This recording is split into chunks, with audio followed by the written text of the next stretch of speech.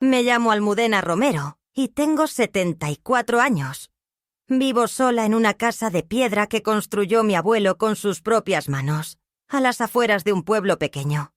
De esos donde el viento parece saber más secretos que las personas.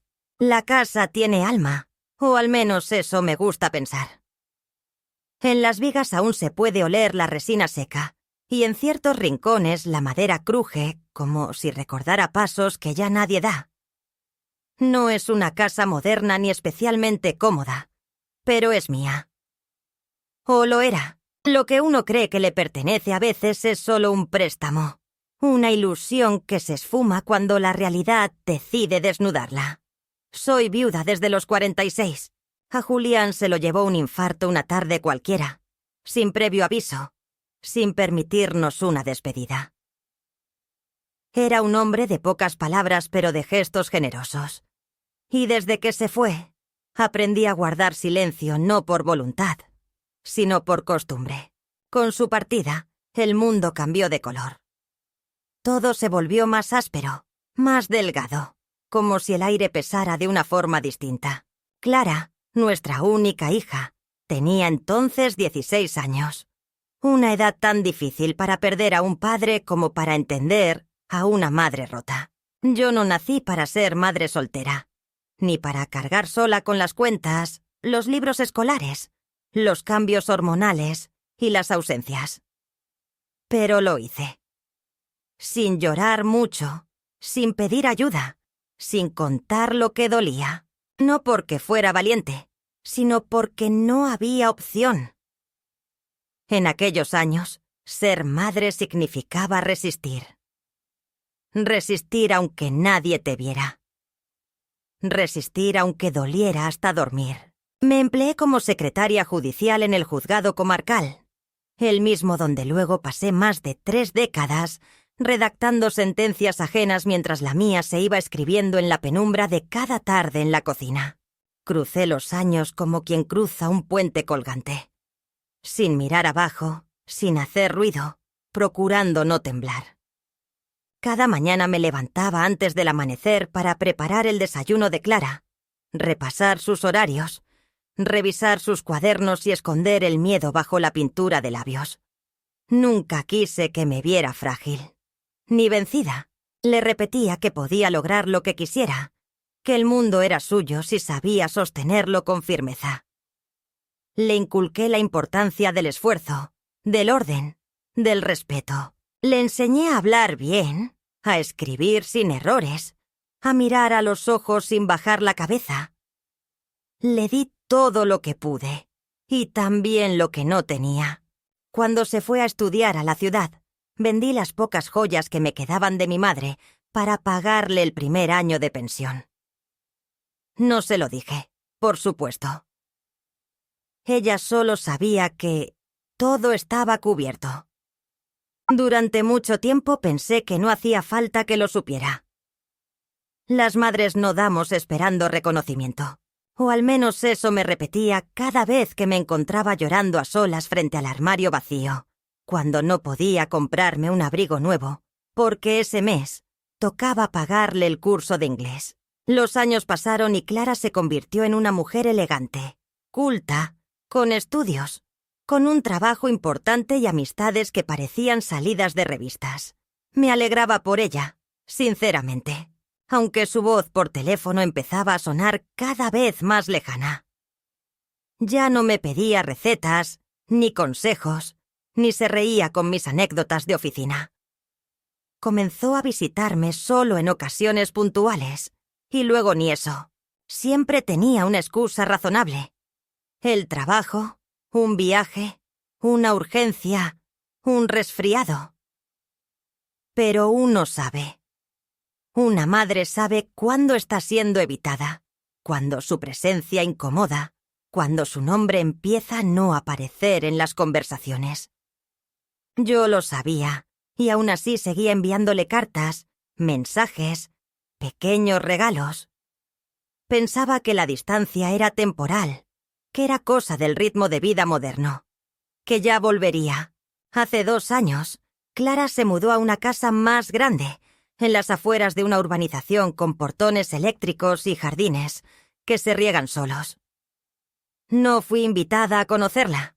Me enteré por su publicación en redes sociales, una foto en la que posaba junto a una mujer rubia, a la que llamaba mi madre de alma. Me costó respirar esa tarde. No por celos, no soy una mujer celosa, sino porque era la primera vez que sentí, con claridad cortante, que alguien estaba ocupando el lugar que yo había sostenido durante tantos años con uñas y llanto. Seguí enviando cartas, pequeñas notas, un frasco de mermelada casera, un bordado con el nombre de mi nieta, que nació hace 3 años y a quien solo he visto en fotos. No recibí respuesta, ni siquiera un gracias. El buzón se convirtió en una tumba de papel, y cada vez que el cartero pasaba de largo, algo en mí se encogía un poco más. A veces, en medio de la noche, me despierto y pienso que todo es culpa mía. Que tal vez fui demasiado estricta, que no supe amar de la forma en que ella necesitaba ser amada, que mis silencios hicieron daño o que mis consejos fueron cargas, pero luego miro alrededor y veo esta casa, esta historia que levanté con mis manos, y me digo que hice lo mejor que supe. No fui perfecta, pero fui leal.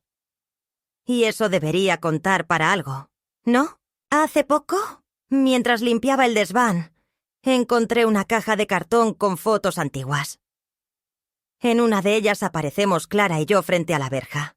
Ella con coletas y yo aún joven, con el rostro tenso pero los ojos llenos de orgullo. Sosteníamos juntas una tarta de cumpleaños. Al dorso, con mi letra, escribí: mi todo. Apreté la foto contra el pecho y me senté en el suelo, sin fuerzas. No por nostalgia, sino por impotencia. Porque ya no sé qué más dar. Ya no sé si queda algo que pueda ofrecer para recuperar lo que se perdió. Y entonces supe que algo debía cambiar. Que no podía seguir desapareciendo. Que no podía seguir viviendo como un espectro en la vida de mi propia hija. Que si mi existencia iba a ser borrada, al menos que no lo fuera en silencio. No por ella. No por mí. Sino por la dignidad de todas las mujeres que hemos amado hasta desaparecer. Porque ser madre no debe equivaler a ser desechada. Porque merezco, aunque sea tarde, ser vista. Y escuchada, aunque solo sea esta vez. La última vez que vi a Clara en persona fue el día de su cumpleaños número 43. Me había animado a viajar a la ciudad con la esperanza ingenua de darle una sorpresa. Compré un billete de autobús de madrugada. Empaqué en una bolsa de tela el jersey de lana color marfil que le había tejido durante semanas, imitando el patrón de uno que usaba de niña, y decía que le daba suerte. Preparé una caja con empanadillas de 1900 espinaca que solía pedir cuando tenía exámenes y envolví todo con un lazo azul. Me levanté antes del amanecer, como si se tratara de una jornada laboral más, y me vestí con el abrigo gris que reservaba para ocasiones importantes. A mis pies, el perro del vecino me miraba desde la verja con ojos inquietos, como si supiera que ese viaje traía consigo algo distinto, algo irreversible. Llegué al edificio donde vive Clara cerca del mediodía. Una torre alta, de esas con ascensores silenciosos y porteros que visten uniforme, aunque nunca te miran a los ojos. Me anuncié en la recepción y dije que era la madre de la señora Clara Ferrer Romero. El joven del mostrador revisó algo en la pantalla. Luego miró mi cara con esa mezcla de indiferencia y precaución que uno reserva para los desconocidos sin invitación. Me pidió que esperara. Lo hice de pie, con las manos aferradas a la bolsa de regalos como si fuera un salvavidas.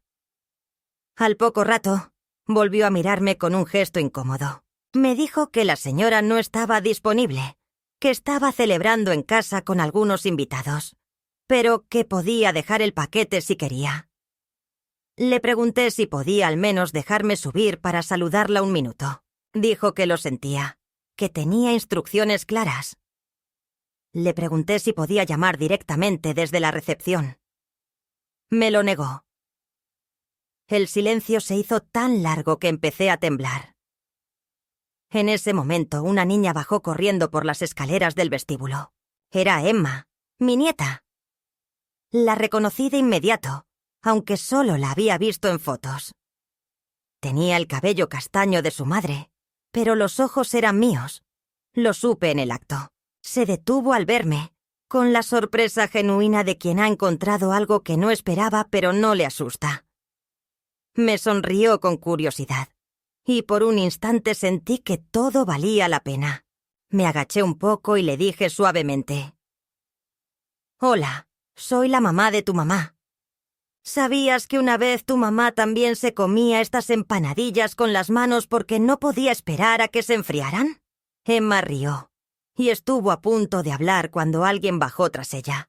Era Clara. Su rostro no mostraba alegría ni enfado, sino una extraña mezcla de fastidio y contención, como si se enfrentara a una tarea incómoda que no podía delegar. Caminó hacia nosotras con pasos rápidos.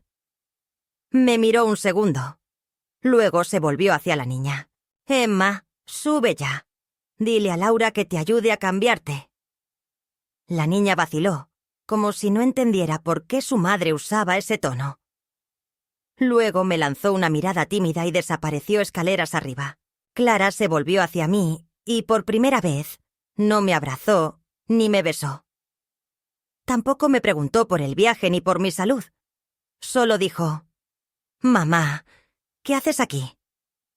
Le respondí que había venido a saludarla, a dejarle un regalo, que quería verla en su día.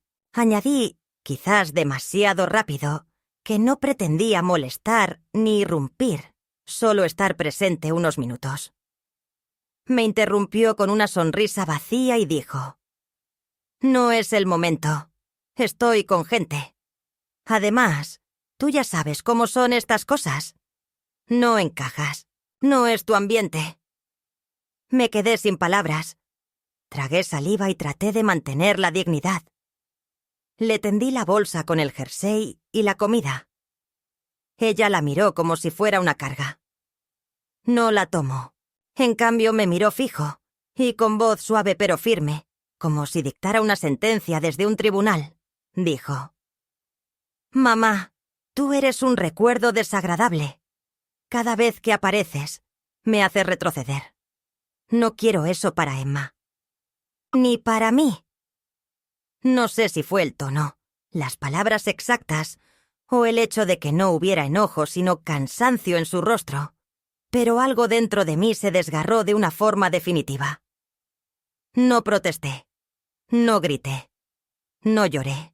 Me limité a bajar los brazos, con el paquete aún colgando como una extensión inútil de mi afecto. Le pregunté si me estaba pidiendo que no volviera. Me respondió con un silencio tan espeso que me pareció escuchar los latidos de mi propio corazón. Me dijo que lo mejor era que cada una viviera su vida en paz. Y eso fue todo. Se giró, sin tomar el regalo, y subió las escaleras con la naturalidad de quien cierra una puerta más. Me quedé de pie en medio del vestíbulo, bajo las luces blancas que no perdonan arrugas ni ojeras. El portero fingía revisar un papel, pero no podía disimular el gesto de incomodidad en su rostro. Miré la bolsa que llevaba. Estaba arrugada por el camino, y el lazo azul se había soltado. Volví a amarrarlo, no porque creyera que alguien lo valoraría, sino por mí. Porque yo no sabía hacer las cosas de otra manera. Salí del edificio con pasos que no eran míos, como si me llevaran sin consultarme. Afuera, la ciudad brillaba con esa arrogancia de cristal y cemento que lo consume todo. Me senté en un banco frente a la parada del autobús y dejé la bolsa a mi lado. Por un momento pensé en tirarla al basurero, en dejarla ahí como símbolo de algo que ya no era bienvenido. Pero no pude. Abrí el paquete y comí una de las empanadillas. tibia aún. El sabor me llevó a otra época, a una cocina pequeña, a risas sin reservas, a una niña con trenzas que me pedía que le dejara lamer la cuchara. Me permití llorar entonces, sin sonido, solo con lágrimas gruesas que caían sobre la lana del jersey. Nadie se detuvo. Nadie preguntó. En esta ciudad, el dolor de los otros es solo parte del paisaje. Volví a casa esa misma noche. El autobús olía a plástico y sueño. Apoyé la cabeza contra la ventana y dejé que la oscuridad del campo me devolviera el silencio. Durante el viaje, pensé en la frase que me había dicho Clara. Eres un recuerdo desagradable. La repetí en mi mente como quien paladea veneno para entender su sabor. ¿Era eso lo que representaba para ella? ¿Un pasado que debía ser escondido?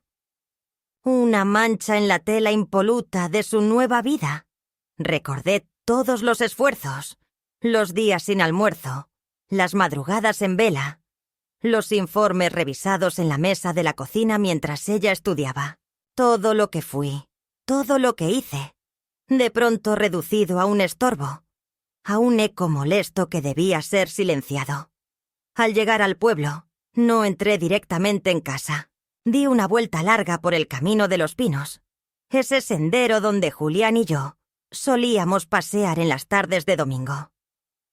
Miré las ramas altas, las hojas secas en el suelo, y comprendí que los árboles también tienen una forma de olvidar. No lloran cuando los podan. No protestan cuando les arrancan ramas. Simplemente siguen, con menos. Quizá así debía ser yo. Seguir, con menos. Entré en casa y encendí la luz del pasillo. Todo estaba tal como lo había dejado. El reloj marcando la hora equivocada, el aroma tenue de manzanilla, los zapatos junto a la puerta. El mundo había cambiado, pero mi casa seguía siendo un refugio, una testigo muda de todo lo que alguna vez fue y ya no es. Dejé el paquete en la mesa, tomé un cuaderno y empecé a escribir. No sabía bien qué, solo que debía dejar registro, que si algún día alguien quería saber, al menos pudiera leer lo que pasó. Porque los recuerdos desagradables, cuando se escriben, tienen la oportunidad de convertirse en verdad. Y en la verdad, a veces, también habita la justicia. Durante los días que siguieron, la frase de Clara, esa sentencia seca, quirúrgica, dicha sin alzar la voz, pero con la crueldad de quien ya ha ensayado su indiferencia, se instaló dentro de mí como una astilla en la carne blanda del alma. Eres un recuerdo desagradable. No había manera de sacarla, de lavarla con agua, de cubrirla con tela. No se podía discutir con una idea que no nacía del momento, sino de años de construcción invisible. No era un exabrupto. Era una convicción. Lo supe desde el primer instante. Lo había pensado antes. Lo había sentido. Y ese día simplemente se atrevió a verbalizarlo. Yo no era su madre. Era su sombra. Un remanente.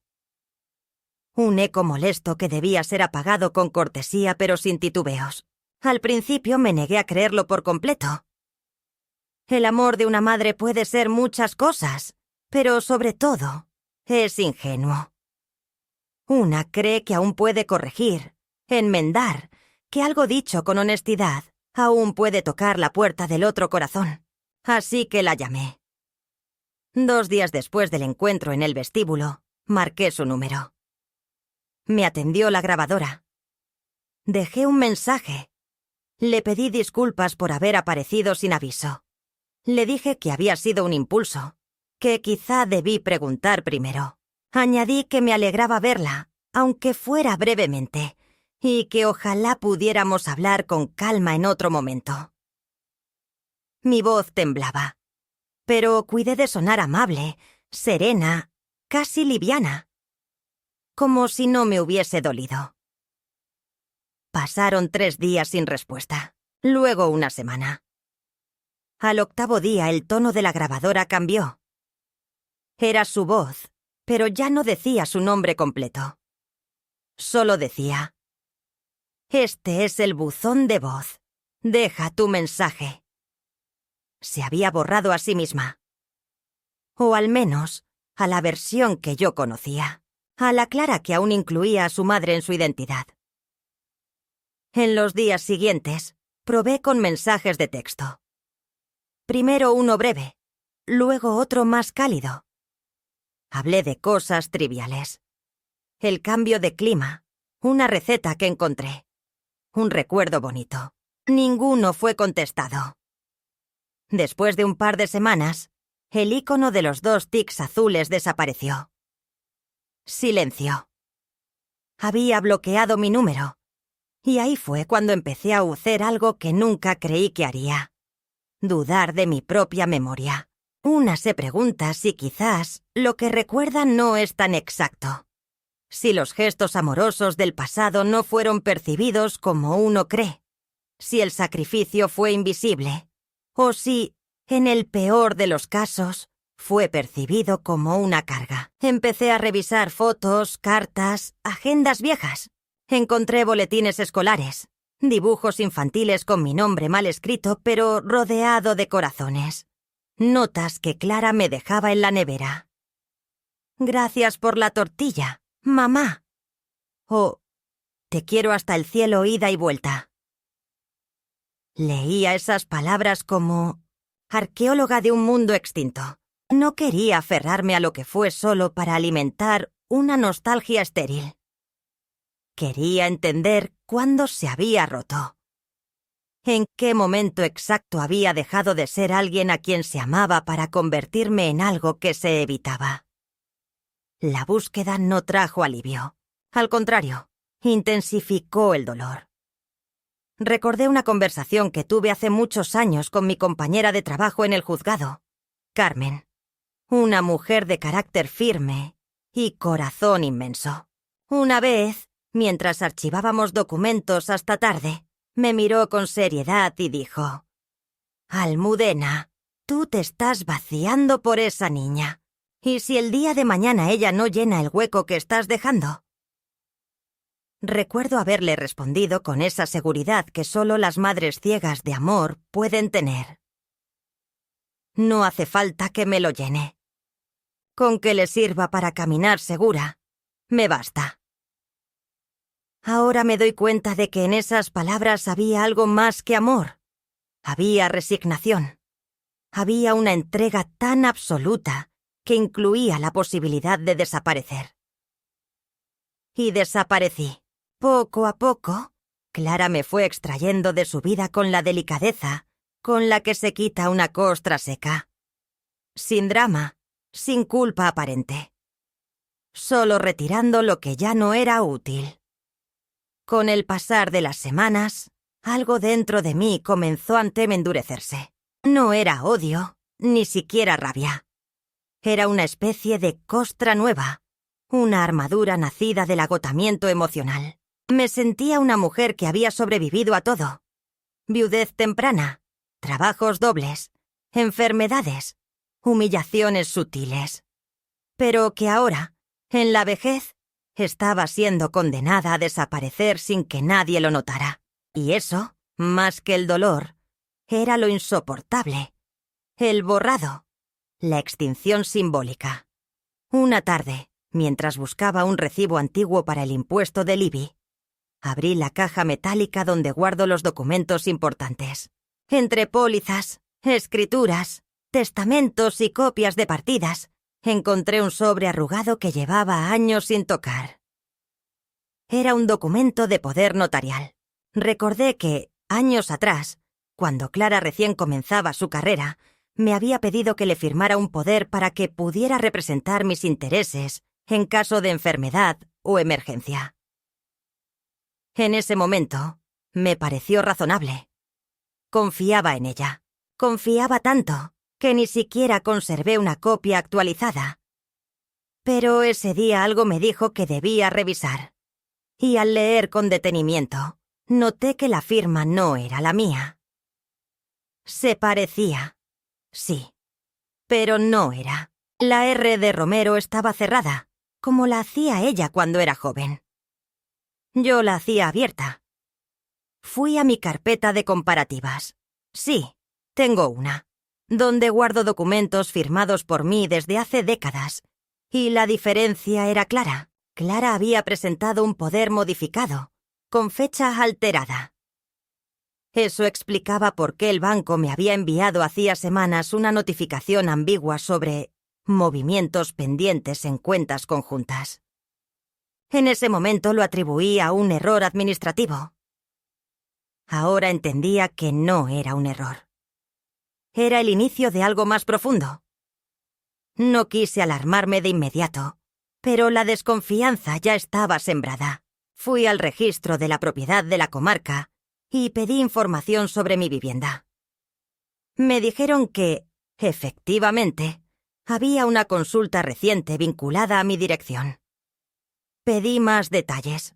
La funcionaria, una chica joven con ojeras y pinta de no querer problemas, bajó la voz y me dijo que, según el sistema, alguien estaba intentando iniciar un proceso de tasación hipotecaria con un poder de representación. El nombre de Clara apareció en pantalla como autorizada. Sentí cómo se me aflojaban las piernas.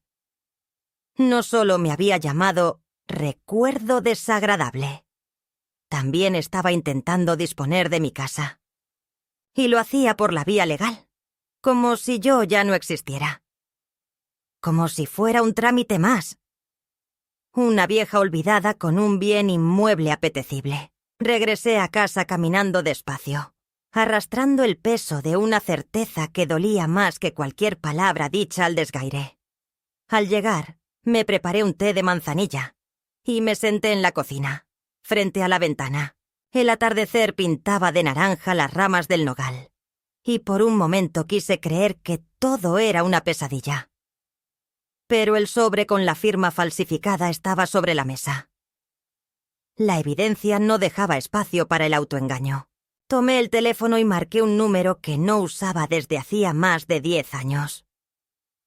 Eliseo, un excompañero del juzgado, ahora abogado jubilado que había seguido trabajando de forma intermitente para casos de confianza. Contestó al tercer tono. Su voz seguía igual. Áspera, templada, como las piedras del río. Me presenté con formalidad, como si necesitara pedir permiso para entrar en mi propia historia. Le conté todo, sin rodeos. Hubo silencios, preguntas, pausas. Y al final, una frase que me sostuvo como un ancla. Almudena, lo que han hecho contigo no es solo indigno. Es un delito, y si quieres, lo peleamos. No lloré. No esa vez. Sentí que por primera vez en semanas alguien me devolvía el nombre. No era la madre rechazada, la sombra borrada, el estorbo educado. Era una mujer con historia, con derechos, con pruebas y, sobre todo, con dignidad. Le envié por correo los documentos escaneados, las copias de las escrituras, los mensajes sin responder, la notificación del registro. Me respondió esa misma noche con un plan de acción. Una demanda civil, con elementos penales si fuera necesario. Todo paso a paso, sin escándalos, pero con firmeza. Le dije que sí. No por venganza, sino porque, si iba a ser borrada, que al menos quedara constancia del intento. Desde esa noche, dejé de esperar llamadas. Dejé de revisar el móvil cada hora. Dejé de justificar lo injustificable. Había cruzado una línea. Ya no era solo una madre decepcionada. Era una mujer decidida a recuperar el lugar que se le había negado. No por capricho, sino por justicia. Y eso, a mi edad, es lo más parecido a volver a nacer. Los días que siguieron a mi llamada con Eliseo estuvieron llenos de una calma tensa, como la que se siente justo antes de una tormenta. Nunca había pensado en la posibilidad real de enfrentar a Clara en un juzgado, de retar su silencio con palabras firmes y pruebas irrefutables. Pero la idea empezó a tomar forma en mi mente, como una llama pequeña pero persistente que se niega a apagarse. Sentí un extraño renacer, una fuerza que creía perdida con los años. La tristeza se convirtió en determinación. El miedo, en coraje. En esos momentos, la soledad fue mi mejor aliada y, a la vez, mi peor enemiga. Estar sola en la casa me permitió pensar, repasar cada detalle, ordenar mis ideas. Pero también me enfrentó a la realidad de mi aislamiento. A mis 74 años, sin familia cercana que me apoyara, sin más que un perro fiel que me acompañaba en mis silencios, debía encontrar dentro de mí la fuerza que Clara y su indiferencia habían intentado extinguir. Fue entonces cuando decidí que no podía quedarme pasiva, que debía reclamar lo que era mío, no solo la casa, sino mi historia, mi dignidad, mi lugar en el mundo. Eliseo me visitó varias veces durante esas semanas. Llegaba con su maletín gastado, lleno de papeles, copias, documentos que juntos revisábamos con lupa. Me explicó cada paso, cada posible desenlace, cada riesgo y oportunidad. Me habló del proceso legal, del tiempo que tomaría, de los recursos necesarios, pero también me recordó que, más allá de las leyes, esta era una batalla por la memoria, por el respeto, por la justicia que muchas veces se niega a las mujeres mayores, invisibilizadas y silenciadas. Sus palabras me dieron esperanza y me prepararon para lo que vendría. Mientras avanzaba con la preparación del caso, empecé a recibir llamadas de antiguos conocidos, vecinos del pueblo, compañeros de trabajo jubilados, gente que había escuchado rumores y se ofrecía a ayudarme. Fue sorprendente sentir que, aunque Clara intentaba borrarme, aún había quienes recordaban quién era y el valor de lo que había construido con esfuerzo. En medio de ese despertar, también llegaron mensajes de amigos de Clara, sorprendidos por la noticia. Algunos con palabras de apoyo, otros con dudas, pero nadie permanecía indiferente. La verdad comenzaba a abrirse camino. Un día Eliseo me dijo que ya era momento de presentar la demanda formal en el juzgado. Nos preparamos para la audiencia inicial, que sería la primera vez que Clara y yo nos veríamos cara a cara desde aquel fatídico encuentro. Yo sentía una mezcla de nerviosismo y paz. Sabía que iba a ser difícil, que la herida aún estaba abierta, pero también sentía que por fin estaba tomando control de mi propia historia. Durante esa espera, me dediqué a cuidar de mi casa, a ordenar las fotografías, a preparar unas cartas que quería leer si llegaba el momento de hablar en público. Cada día que pasaba, me fortalecía.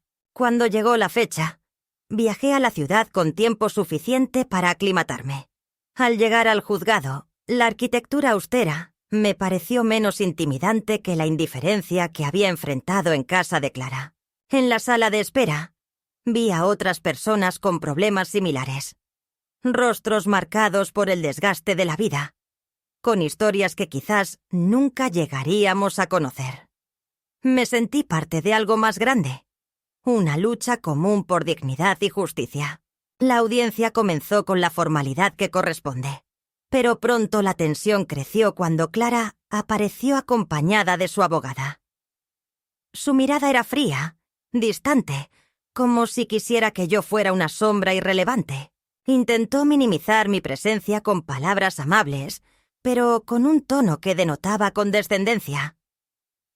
Intentó presentarme como una mujer mayor, confundida, que no entendía los procedimientos, una figura que debía ser apartada por su propio bien.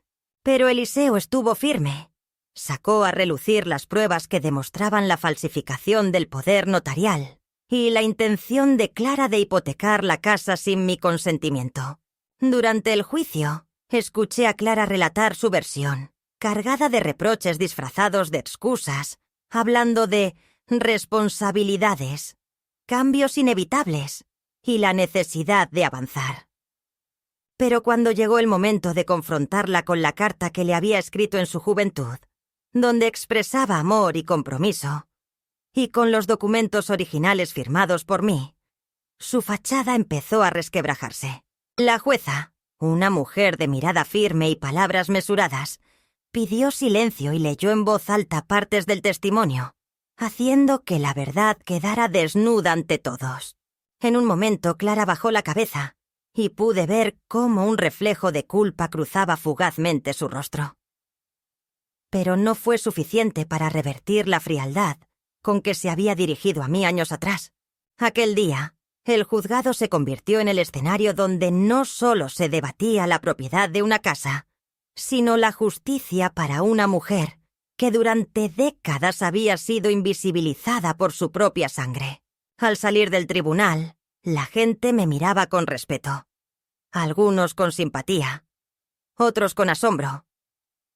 Sentí que al fin mis pasos dejaban huella y que mi voz comenzaba a ser escuchada. Clara, por su parte, evitó cruzar mi mirada. Caminó con rapidez hacia su auto, mientras yo me quedaba un instante más, respirando hondo el aire frío de la ciudad, sabiendo que esa era solo una batalla más, pero que la guerra por mi dignidad apenas comenzaba. Regresé al pueblo con un sentimiento extraño, mezcla de alivio y agotamiento. Sabía que la justicia tomaría tiempo, que los obstáculos serían muchos, pero también que nunca más permitiría que mi historia fuera borrada sin luchar. Esa noche escribí en mi cuaderno: no soy un recuerdo desagradable. Soy la historia que no quisieron contar, y la contaré yo misma. Después de la audiencia inicial, la situación se tensó de manera inesperada y profunda, como si un viejo hilo que creía roto comenzara a tirar con fuerza, arrastrándome hacia un terreno desconocido y doloroso. La llamada de Eliseo aquella mañana llegó con un aviso que no esperaba, pero que temía. Clara había respondido a la demanda con una contrademanda, acusándome a mí de manipulación, de haber intentado impedirle progresar y hasta insinuando que mi estado mental estaba comprometido por la edad. La noticia cayó sobre mí como una tormenta súbita que no da tiempo a refugiarse. Me senté en la cocina con el teléfono temblando entre las manos. La voz de Eliseo al otro lado era grave pero firme. Me explicó que esa era una maniobra típica en casos como el nuestro, donde se buscaba desestabilizarme, sembrar dudas sobre mi credibilidad y distraer el foco del verdadero problema: la falsificación y el intento de apropiación ilegal. Me pidió que no me desanimara, que mantuviera la calma y que siguiera aportando pruebas que reforzaran mi posición. Pero yo, a pesar de la experiencia y el temple, sentí un miedo nuevo, un vértigo emocional que me recordó lo frágil que podía ser la justicia cuando se enfrentaba a la fuerza y el dinero. Los días siguientes estuvieron marcados por una avalancha de cartas y documentos, notificaciones legales y preparativos constantes para la siguiente audiencia. Me costaba dormir. Cada noche repasaba mentalmente lo que diría, cómo me defendería, qué palabras podrían mostrar no solo la verdad, sino también el alma que había sido herida y que ahora exigía respeto. A veces, en medio de la madrugada, me despertaba con la sensación de que me observaban, que Clara y sus aliados tramaban en la sombra un movimiento más para acallar mi voz. En una de esas noches, recibí una llamada inesperada de Elena, la hija de Clara, mi nieta. Su voz, tímida y vacilante, rompió por un momento el frío que se había instalado en mi vida. Me dijo que no entendía del todo lo que estaba pasando, pero que sentía tristeza por cómo se habían distanciado. Me confesó que, aunque a veces su madre era dura conmigo, ella me recordaba con cariño y preguntaba por mí. Fue un bálsamo inesperado, una pequeña llama de esperanza. Le prometí que la visitaría pronto, y sentí que ese lazo aún no estaba roto del todo, que quizás entre generaciones había un puente aún por construir. Pero la realidad volvió pronto a ser dura y fría. La contrademanda de Clara trajo consigo no solo acusaciones legales, sino también rumores en el pueblo y en la ciudad. Amigos y conocidos comenzaron a mirarme con cierta distancia, como si la historia tuviera dos versiones irreconciliables y yo fuera la versión incómoda, la parte que algunos preferían ignorar. Sentí en carne propia la soledad que tantas mujeres mayores enfrentan cuando deciden alzar la voz. La marginación social que busca hacerlas desaparecer silenciosamente. El día de la audiencia llegó con un frío intenso que calabas hasta los huesos. El juzgado estaba lleno de personas que miraban con curiosidad, algunos con simpatía y otros con evidente escepticismo. Clara apareció acompañada por un equipo legal robusto, con expresiones calculadas y miradas desafiantes.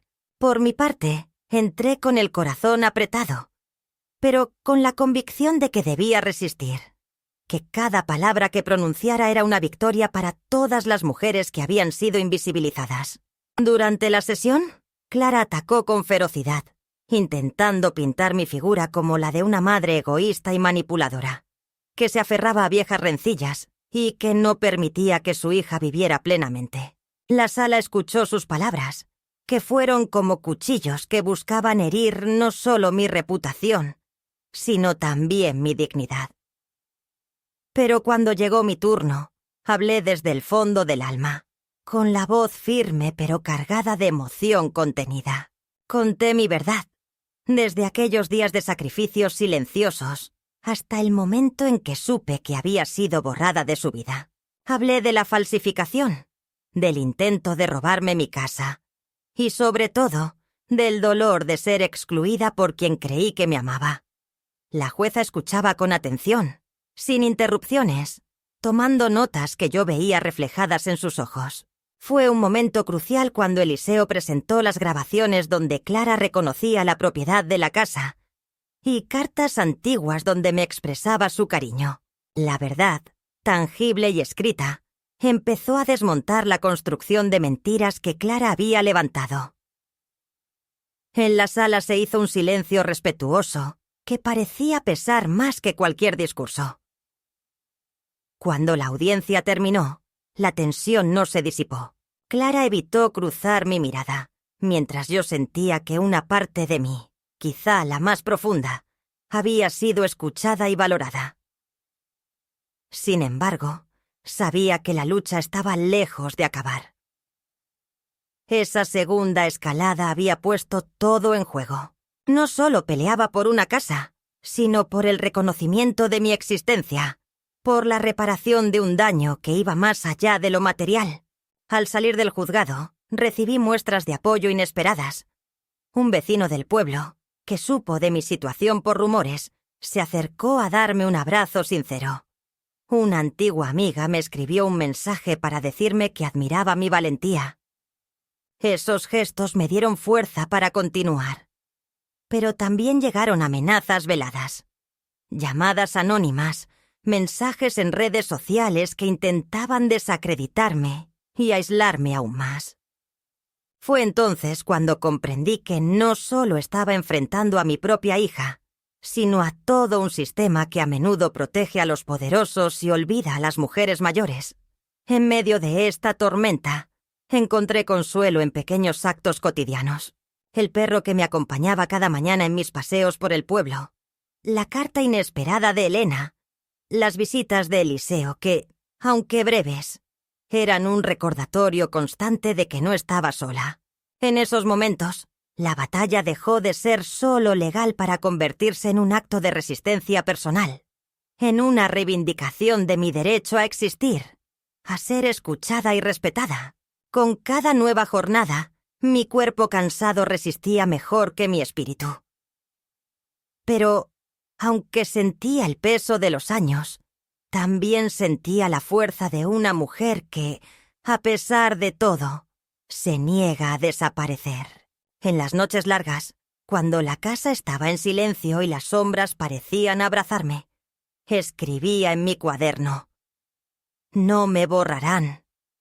Mi historia seguirá viva, aunque ellos quieran callarla». Y con esas palabras, Me preparaba para la siguiente batalla, con la esperanza de que algún día Clara entendería que no se puede borrar el amor, ni siquiera con indiferencia y mentiras. La mañana de la sentencia amaneció gris, con una niebla densa que parecía no querer levantarse del todo. Me desperté antes del alba, no porque sonara el despertador, sino porque el cuerpo y la mente se negaban a descansar. Me preparé con una lentitud ritual, el mismo abrigo gris que llevaba a las audiencias anteriores, un pañuelo de seda que me regaló mi madre cuando cumplí 40, y los zapatos que usaba solo para ocasiones que requerían dignidad. Me miré en el espejo sin prisa, reconociendo en ese rostro surcado de arrugas a la mujer que había sido despojada y que, sin embargo, seguía en pie. No me afeité las emociones ni escondí el cansancio. Fui con todo lo que era, sin artificios, porque en el umbral del juicio final no hay lugar para las máscaras. En el camino hacia la ciudad, el silencio del autobús era tan absoluto que se podía oír el crujido de los asientos cada vez que alguien se acomodaba. Eliseo me esperaba en la entrada del juzgado, impecable como siempre, con el portafolio entre las manos y esa mirada de profesional curtido que no dejaba ver la preocupación, pero que tampoco podía disfrazar del todo la gravedad del momento. Me saludó con un apretón de manos más largo que de costumbre, y en sus ojos vi que, aunque estábamos preparados, nada podía garantizar el resultado. Yo no buscaba venganza ni castigo. Lo único que deseaba era que alguien, por fin, dijera en voz alta lo que yo llevaba años gritando en silencio: que no estaba loca, ni confundida, ni rencorosa, que era una madre traicionada, una mujer engañada, una persona que había sido borrada deliberadamente por la hija, a la que entregó su vida entera. Entramos a la sala con paso firme. Clara ya estaba allí, acompañada por su abogada, que la guiaba como si fuera una figura frágil, digna de compasión. Pero no era fragilidad lo que había en su rostro, sino esa expresión tensa de quien aún confía en que el poder y el discurso puedan moldear la realidad a su conveniencia. Cuando nuestras miradas se cruzaron, no vi culpa ni miedo, sino una especie de vacío emocional, como si realmente creyera que lo que hizo era parte de un derecho natural que le correspondía por ser hija. Y en ese momento comprendí que, más allá de lo legal, estábamos librando una batalla moral que iba más allá de nosotras. Era la lucha de todas las mujeres mayores a las que se les niega su historia, que son acusadas de ser una molestia cuando ya no son útiles, que son vistas como un estorbo cuando ya no proveen. La jueza entró puntual. Su presencia imponía respeto no por su altura o tono, sino por su silencio contenido, por la forma en que su mirada penetraba más allá de los papeles. Comenzó a leer el fallo con voz pausada, sin dramatismo, con la precisión de quien sabe que sus palabras pueden cambiar vidas. Al principio fue desgranando los antecedentes del caso, una recapitulación meticulosa de los hechos, los documentos presentados, las declaraciones de ambas partes. Luego, empezó a hablar del poder notarial, de las discrepancias encontradas en las firmas, del informe caligráfico que indicaba manipulación, del intento documentado de iniciar una hipoteca usando ese poder. Y entonces, con una serenidad que contrastaba con el peso de sus palabras, afirmó que el tribunal consideraba probado que hubo intención de engaño y uso indebido del documento para obtener beneficios patrimoniales. Un murmullo recorrió la sala. Yo permanecí quieta, con las manos entrelazadas sobre el regazo, los ojos fijos en un punto indeterminado de la pared. No necesitaba ver a Clara para saber que su mundo se resquebrajaba. Su cuerpo se tensó, su mandíbula se contrajo, y la abogada a su lado intentó disimular el pánico con una postura que ya no era profesional, sino defensiva. La jueza no se detuvo.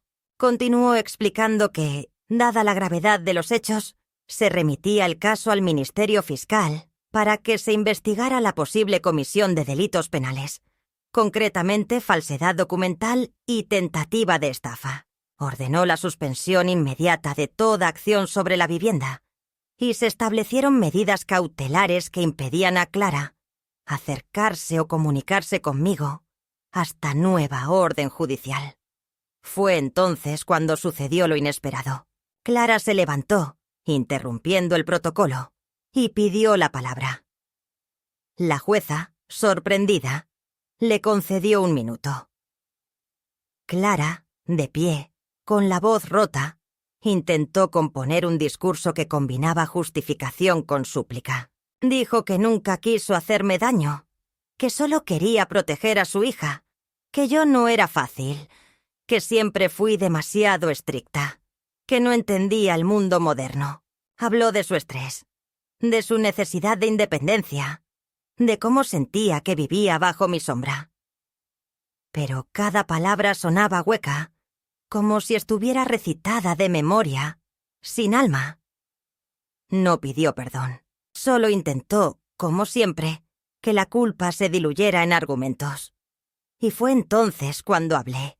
No tenía pensado hacerlo, pero algo dentro de mí, tal vez el recuerdo de todas las noches sin respuesta, de todas las cartas sin abrir, me impulsó a pedir la palabra. Y la jueza, con un leve asentimiento, me la concedió. Me levanté lentamente. Cada movimiento dolía, no por la edad, sino por el peso emocional acumulado. Miré a Clara directamente y, sin elevar la voz, dije: no quiero que la castiguen. No quiero verla en la cárcel. Pero quiero que conste, para ella y para todos, que fui su madre. Que la crié sola. Que renuncié a todo por ella. Que cuando tuvo fiebre fui yo quien la sostuvo. Que cuando murió su padre, fui yo quien la consoló. Que cada rincón de mi casa lleva su nombre porque todo lo que hice fue por ella.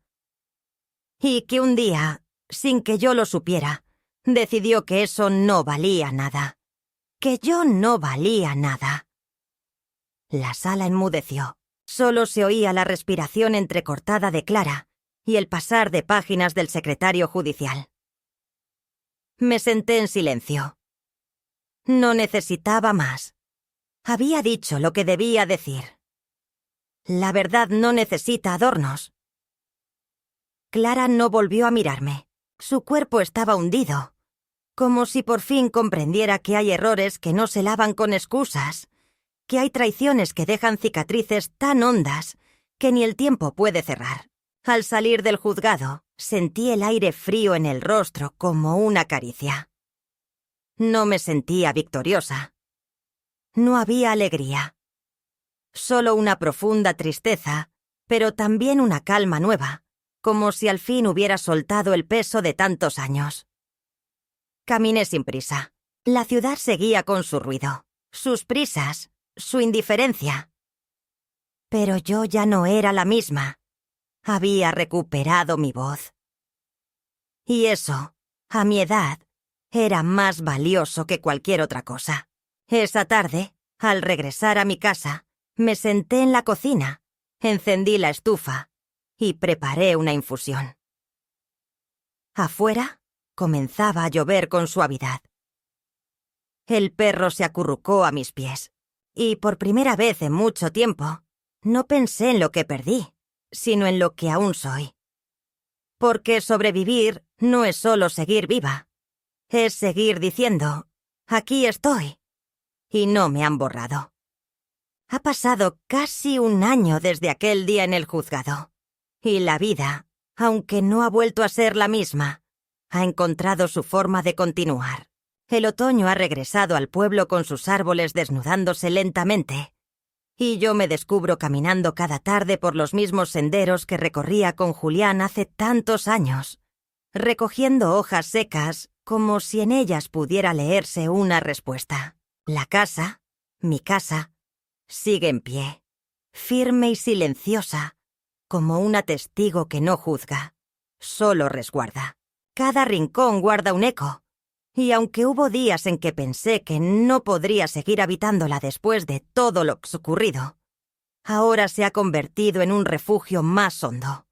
Un lugar donde por fin mi soledad no me pesa como antes. Porque ya no es una soledad impuesta, sino elegida.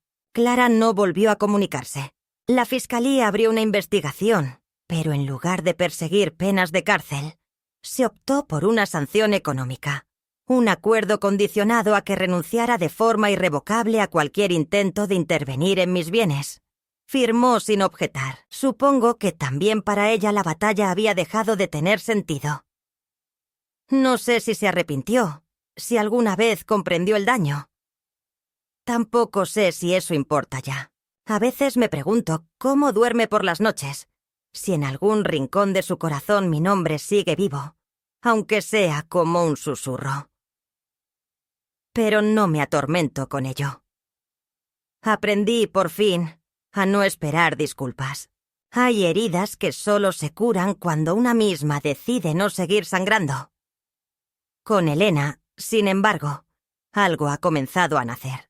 De a poco, con pasos pequeños pero sinceros, me escribe cada cierto tiempo, me manda dibujos, fotos de sus libros, de sus juegos. Me dice Abu, con ternura y curiosidad. Hace poco me envió una carta en la que me decía que quería venir al pueblo a conocer el nogal del que le hablé una vez por teléfono. Lloré al leerla. No por tristeza, sino porque su letra infantil era como una semilla cayendo en tierra fértil. Quizás nunca vuelva a tener a Clara. Pero tengo una nieta que empieza a mirarme con ojos limpios, sin rencores heredados, sin historias manipuladas. Y eso basta. La comunidad también ha cambiado su mirada. Don Eugenio, el cartero, ahora siempre se detiene a charlar unos minutos. Teresa, la del colmado, me guarda los tomates más frescos y me llama valiente, sin que yo lo pida. A veces pienso que solo cuando una mujer mayor se planta con firmeza, el mundo se acuerda de que existe. No debería ser así, pero así es. Me lo dijo un día Carmen, mi amiga del juzgado, cuando vino a visitarme con una botella de vino y pan de anís. Nos quieren dóciles, Almudena. Cuando ya no criamos hijos ni cuidamos esposos, nos quieren calladas. Pero tú no lo aceptaste. Y eso es revolucionario. Ahora paso los días escribiendo. No memorias, no por ahora. Escribo cartas que no envío, relatos que mezclan verdad con ficción, pequeñas historias que nacen de esta experiencia pero que no llevan nombres. Es mi forma de reconstruirme, de tomar todo lo que me quisieron arrebatar y transformarlo en algo que solo me pertenece a mí. Las noches ya no son tan largas. A veces sueño con Julián. Lo veo sentado al borde de la cama, mirándome con esa calma que siempre tuvo. Y siento que me dice que lo hice bien, que resistí, que no me dejé desaparecer. No sé cuánto tiempo me quedé. No tengo miedo de envejecer. Lo que temía, lo que me desvelaba, era irme sin que nadie supiera que estuve aquí, que viví, que amé con una fuerza que no merecía ser descartada.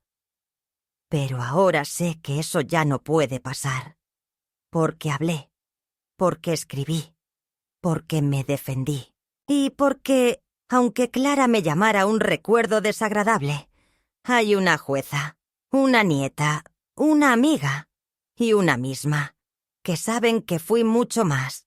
Y si un día, cuando ya no esté, alguien encuentra este cuaderno en un cajón polvoriento, quiero que sepa esto: que no hay edad para exigir respeto, que no hay maternidad que obligue a desaparecer, que incluso en la derrota puede haber dignidad. Porque al final, el mayor triunfo no fue ganar en el juzgado, fue haber recuperado mi voz, y con ella, mi lugar en el mundo.